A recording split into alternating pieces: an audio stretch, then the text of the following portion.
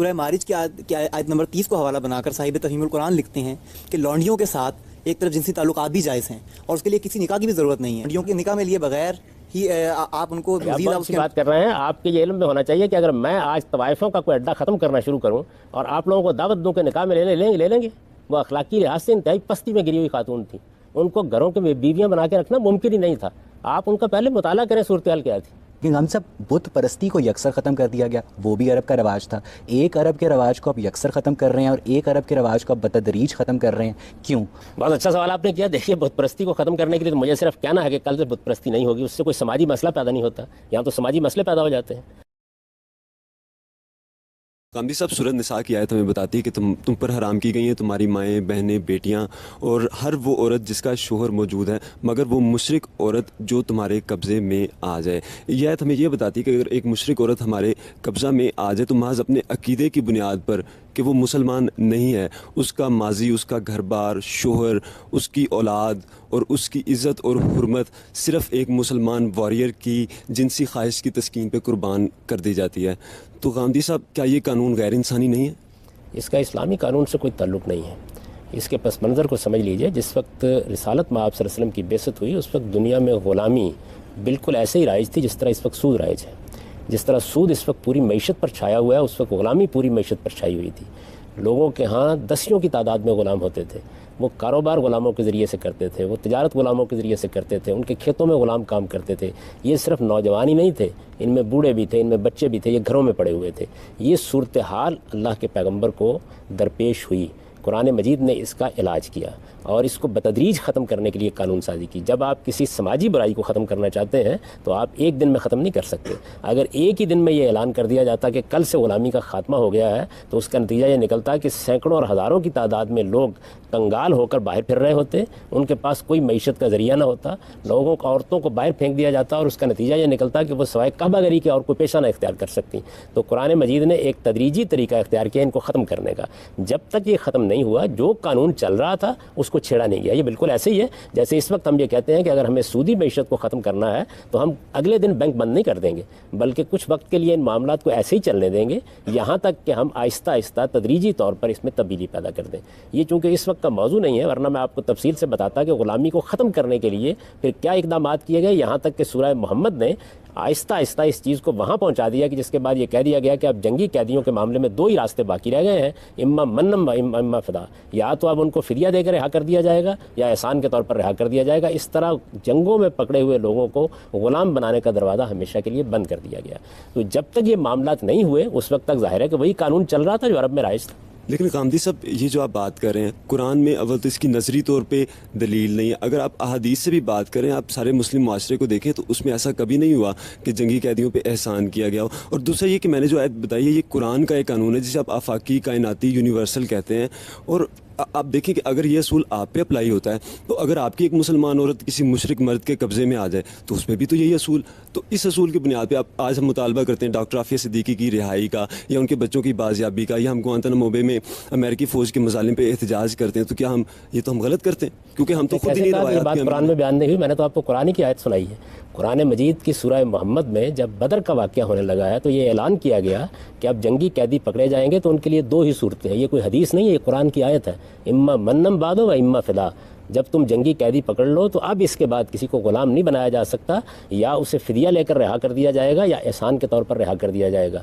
پھر مکاتبت کا قانون سورہ نور میں نازل ہوا جس میں جو موجود قیدی تھے یا موجود غلام تھے, لونڈیاں تھیں, ان کی رہائی کے لیے ایک باقاعدہ قانون بنایا گیا جس کو مکاتبت کہا جاتا ہے. اس میں یہ بتایا گیا کہ یہ لوگ اگر ایک مخصوص عرصے میں اپنے آپ کو اپنے پاؤں پر کھڑا ہونے کا اہل ثابت کر دیں تو ان کو لازماً رہا کر دیا جائے گا. یہ اس پورے کے پہلے پس منظر کو سمجھیے وہ کیا چیز ہے. اس آیت میں یہ بتایا گیا ہے کہ جب تک اس قانون کا نفاذ نہیں ہوتا اس وقت تک ظاہر بات ہے کہ معاملات اسی طریقے سے چلیں گے.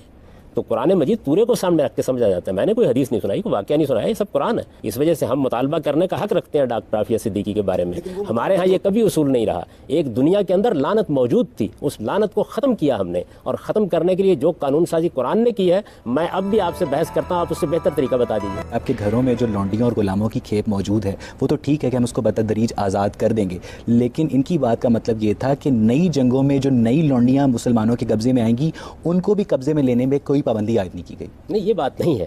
دیکھیے بات یہ ہے کہ جس وقت پہلی جنگ اسلام کو درپیش ہوئی تو وہ بدر کی جنگ ہے.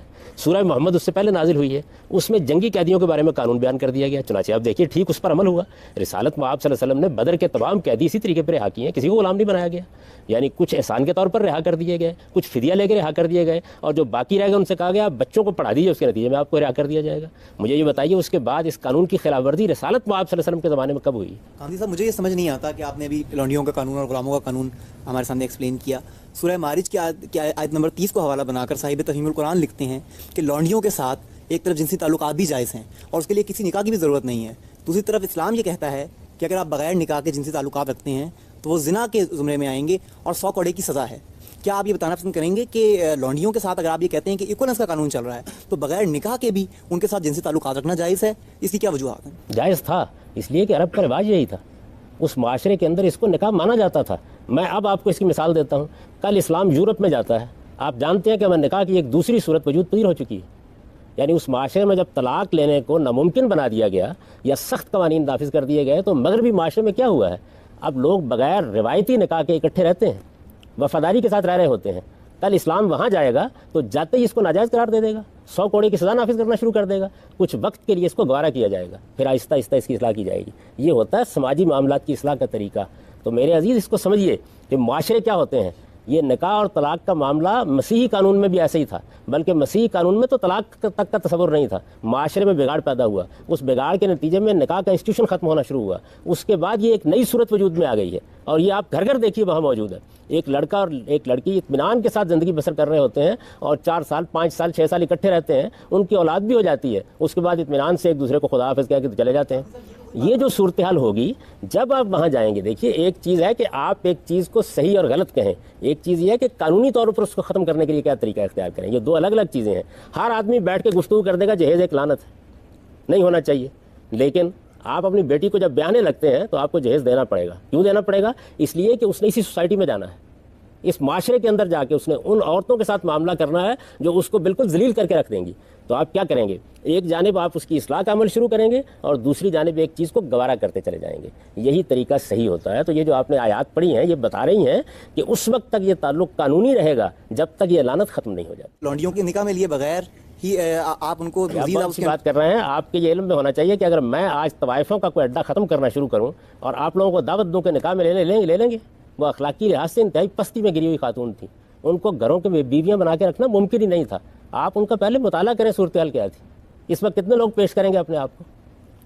میں اگر آج چاہوں کہ یہاں جتنے بدکاری کے اڈے ختم کر دوں اور ان خواتین کو یہ کہوں کہ ان کو نکاح میں لے لیجئے، کون لینے کے لیے تیار ہوگا؟ یہ آسان نہیں تھا۔ اصل میں سماجی معاملات میں جب خرابی پیدا ہوتی ہے تو یہ خواہشات سے دور نہیں ہوتی، اس کو دور کرنے کے لیے بڑے غیر معمولی حکیمانہ اقدامات کرنے پڑتے ہیں۔ ہم صاحب بات یہ ہے کہ لونڈیوں سے تعلق کو یکسر اس لیے نہیں ختم کیا گیا شریعت میں کہ یہ عرب کا رواج تھا، یہ آپ نے کہا، لیکن ہم صاحب بت پرستی کو یکسر ختم کر دیا گیا، وہ بھی عرب کا رواج تھا۔ ایک عرب کے رواج کو آپ یکسر ختم کر رہے ہیں اور ایک عرب کے رواج کو آپ بتدریج ختم کر رہے ہیں، کیوں؟ اور اس بات کا فیصلہ کون کرے گا کہ اب وہ وقت آ گیا ہے جو قرآن کا منشا تھا اور اب یہ پرماننٹلی ختم ہو چکا ہے؟ بہت اچھا سوال آپ نے کیا۔ دیکھیے بت پرستی کو ختم کرنے کے لیے تو مجھے صرف کہنا ہے کہ کل سے بت پرستی نہیں ہوگی، اس سے کوئی سماجی مسئلہ پیدا نہیں ہوتا، یہاں تو سماجی مسئلے پیدا ہو جاتے ہیں، یعنی عورتیں ہیں، مرد ہیں، ان کو نکال کے کہاں پھینک دوں؟ تو دو طرح کی چیزیں ہوتی ہیں، ایک چیزیں وہ ہیں کہ جن کے بارے میں آپ کو نظریہ تبدیل کرنا ہے۔ میں یورپ کو اسلام کی دعوت دوں گا تو ان سے کہوں گا آپ کو توحید کو ماننا ہے، یہ تو بڑی آسان بات ہے، لیکن اگر میں یہ کہوں کہ وہ اپنے رسوم رواج روایات 2 دن کے اندر ختم کر دیں تو میرے خیال میں یہ بڑی غیر حکیمانہ بات ہوگی۔ تو سماجی معاملات بالکل الگ سے اس بات کا تقاضا کرتے ہیں۔ جہاں تک آپ کی اس بات کا تعلق ہے کہ کون یہ فیصلہ کرے گا، یہ فیصلہ تو دیکھیے اس تدریج سے ہو گیا۔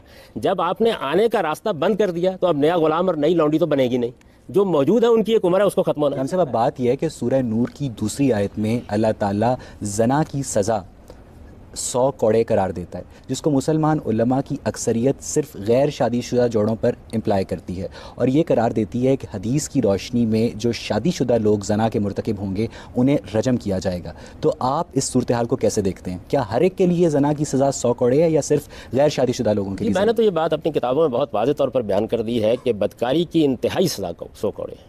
انتہائی سزا کا مطلب یہ ہوتا ہے کہ اگر جرم بالکل آخری درجے میں ہو گیا ہے اور مجرم کسی رعایت کا مستحق نہیں ہے تو وہ سزا آپ دے دیں گے، اگر مجرم رعایت کا مستحق ہے تو معاملہ نیچے آ جائے گا۔ تو اس وجہ سے یہ انتہائی سزا ہے، اور یہ سزا دیتے وقت مجرم کے حالات دیکھے جائیں گے۔ ان حالات میں ایک چیز یہ بھی ہے کہ یہ سوال پوچھا جائے گا کہ وہ شادی شدہ تھا یا نہیں شادی شدہ تھا، کیونکہ زنا کے معاملے میں، جس طرح چوری کے معاملے میں، یہ دیکھا جائے گا کہ آدمی بھوکا تو نہیں تھا، اس نے کسی مجبوری کے تحت چوری تو نہیں کی، کسی استرار میں تو مبتلا نہیں تھا. بالکل اسی طرح اس معاملے میں بھی سوالات کیے جائیں گے. تو لوگ اصل میں ان سزاؤں کو اصل سزائیں قرار دیتے ہیں. یعنی ہر صورت میں زنا کی سزا 100 کوڑے نہیں ہے. ہر صورت میں تو یقیناً نہیں ہوگی، انتہائی سزا ہے. انتہائی سزا کا مطلب یہ ہوتا ہے جب کسی قانون میں کوئی سزا بیان کی جاتی ہے تو وہ ہمیشہ انتہائی سزا ہوتی ہے. یعنی اگر آپ یہ کہتے ہیں چوری کی سزا 7 سال ہے تو اس کا مطلب یہ ہے کہ جج یہ دیکھے گا کہ اگر چوری اس طرح کے حالات میں ہوئی ہے، مجرم کسی رعایت کا مستحق نہیں رہا تو وہی سزا دے دے گا، ورنہ نیچے آ جائے گا. تو قرآن مجید نے بھی دونوں طریقے اختیار کیے ہیں. بعض صورتوں میں اس نے یہ کیا ہے کہ سزائیں اوپر اور نیچے کی دونوں بیان کر دی ہیں، جس طرح کہ مثال کے طور پر فساد فی الارض کی سزائیں بیان کی گئی ہیں، اور بعض صورتوں میں انتہائی سزا بیان کر دی ہے اور اس سے نیچے کے معاملات کو انسانی معاشروں پر چھوڑ دیا. رجم کی کیا شرعی حیثیت ہے؟ قرآن مجید میں ایک آیت ہے سورہ مائدہ میں جس میں یہ بیان کیا گیا ہے کہ وہ لوگ جو قانون کو اپنے ہاتھ میں لے کر لوگوں کی جان مال آبرو کے درپے ہو کے فساد پیدا کر ڈالیں، ان کے لیے 4 سزا. جس طریقے سے آپ یہ دیکھتے ہیں کہ قتل اب دہشت گردی بنتا چلا جا رہا ہے، معصوم بچوں کے پرخ اڑ جاتے ہیں، انتہائی درندگی کے ساتھ بعض اوقات بم چلا دیے جاتے ہیں، تو یہ بھی قتل ہے لیکن قتل نے دہشت گردی کی صورت اختیار کر لی ہے. اسی طرح زنا بالجبر اور عصمت دری کی صورت اختیار کر لیتا ہے. بالکل اسی طریقے سے جس طریقے سے چوری ڈاکے کی صورت اختیار کر لیتی ہے. تو یہ جو صورتیں ہیں اس کو قرآن نے ایک لفظ میں ادا کر دیا ہے کہ یہ زمین میں فساد پیدا کرنا ہے. اس طرح کے مجرموں کے لیے 4 سزائیں بیان ہوئی ہیں. ان میں سے پہلی سزا یہ ہے کہ ان کو عبرتناک طریقے سے قتل کر دیا جائے. دوسری سزا یہ ہے کہ ان کو عبرتناک طریقے سے سولی دے دی جائے. تیسری سزا یہ ہے کہ ان کے ہاتھ پاؤں مخالف سمتوں میں کاٹ دیے جائیں. چوتھی سزا یہ ہے کہ ان کو علاقہ بدر کر دیا جائے. قرآن نے یہ کہا ہے کہ ان میں سے جو سزا بھی حالات کے لحاظ سے موزوں ہو وہ دی جا سکتی ہے. سخت ترین سزا بھی بیان کر دی ہے، نرم ترین سزا بھی بیان کر دی ہے. اس میں جو یہ تقتیل کی سزا ہے، عبرتناک طریقے سے قتل کر دیا جائے، اس کی قدیم زمانے میں ایک صورت رجم بھی تھی. رسالت میں آپ صلی اللہ علیہ وسلم نے زنا بالجبر کے بعد مجرموں کو اور بعض عادی مجرموں کو یہ سزا اس آیت کے تحت دی ہے. اس کا سورہ نور کی آیت سے کوئی قامدی صاحب، جو رجم کے متعلق آپ نے سورۃ مائدہ کی آیت کا ذکر کیا، دراصل وہ آیت رجم کی آیت نہیں ہے. قرآنک لٹریچر میں ہمیں رجم کی آیت کا ذکر ملتا ہے جو کہ ناسخہ او ننسیہ کی ڈیفینیشن میں داخل ہے، جو بھلا دی گئی تھی. اور یہ بخاری میں کتاب المحاربین اور باب رجم میں اس کا ذکر ہے. حضرت عمر نے فرمایا کہ اس کتاب اللہ میں رجم کے حکم کی بھی آیت تھی جسے ہم نے پڑھا، یاد کیا اور اس پر عمل بھی کیا. حضور کے زمانے میں بھی رجم ہوا اور ہم نے بھی کیا. لیکن مجھے ڈر ہے کہ کچھ زمانہ گزرنے کے بعد کوئی یہ نہ کہے کہ ہم رجم کو کتاب اللہ میں نہیں پاتے. یہ آیت دراصل بھلا دی گئی تھی. اب سوال یہ ہے کہ جس آیت کو بھلا دیا گیا اس کا حکم کیسے باقی رہا؟ آپ یہ بات غلط کہہ رہے ہیں کہ جو زنا بالجبر ہے اس کی سزا رجم ہے. جتنی بھی سزائیں نبی کے دور میں رجم کی دی گئی ہیں وہ زنا بالرضا پہ دی گئی ہیں. کوئی تفسیر پڑھیں، جتنے واقعات بیان کیے گئے ہیں رجم کے وہ سارے کے سارے زنا بالرضا پر تفصیلی بحثیں کی ہیں. میری کتاب برہان میں ان میں سے ایک ایک روایت پر تبصرہ کیا گیا ہے. میں ایک سادہ سا سوال پوچھتا ہوں، ماعز کے رجم کا واقعہ ہوا، جس عورت سے بدکاری کی گئی تو اسے کیا سزا دی گئی؟ آپ اس کا نام جانتے ہیں؟ کیا آپ کا قانون یہ ہے کہ زنا بالرضا ہو جائے تو صرف مرد کو سزا دی جاتی ہے؟ لیکن اس نے تو خود کنفیس کیا تھا نا. میں نے اس کے اوپر بحث کر کے بتایا ہے کہ وہ کس طرح پکڑا ہوا آیا تھا، ان روایات کو بیان کیا ہے. صرف یہی مجھے بتا دیجئے کہ وہ عورت کہاں تھی. اس عورت کا نام مہیرہ تھا. رسالت باب صلی اللہ علیہ وسلم نے اس کو بلایا، اس کے سر پر ہاتھ رکھا اور شفقت کے ساتھ اس کو واپس بھیج دیا، اس لیے کہ زنا بالجبر کا واقعہ تھا. جب ماعز کا رجم ہوا ہے تو اس کے بعد حضور نے خطبہ دیا اسی دن اور یہ کہا ہے کہ ہمارے ہاں ایسے لوگ رہے ہیں کہ جو جب ہم غزووں کے لیے نکل جاتے تھے اور جو الفاظ استعمال کیے میں ان کا ترجمہ نہیں کر سکتا اس کا، اتنے سخت الفاظ ہیں. اب آئندہ کسی نے اگر یہ جرت کی تو میں اسی طرح رجم کر دوں گا. ایک بات. دوسرے یہ کہ آپ نے سورہ مائدہ کی شاید کو اس کو آپ نے سنا نہیں ہے. میں نے یہ عرض کیا کہ اس میں یہ بیان کیا گیا ہے کہ وہ لوگ جو فساد فی الارض کا ارتکاب کریں انہیں عبرتناک طریقے سے قتل کیا جائے گا. عبرتناک طریقے سے قتل کی ایک صورت رجم بھی ہے، یہ بھی اختیار کر لی جائے گی. کوئی دوسری صورت بھی اختیار کی جا سکتی ہے. اس میں میرا عام علماء سے اختلاف ہے. میں اپنا اختلاف بیان کر چکا ہوں، اس پر تفصیلی چیزیں لکھ چکا ہوں. آج رائے کرم اس کو بھی پڑھ لیجیے، اس کے بعد آپ زیادہ بہتر بحث کر سکیں گے مجھ سے.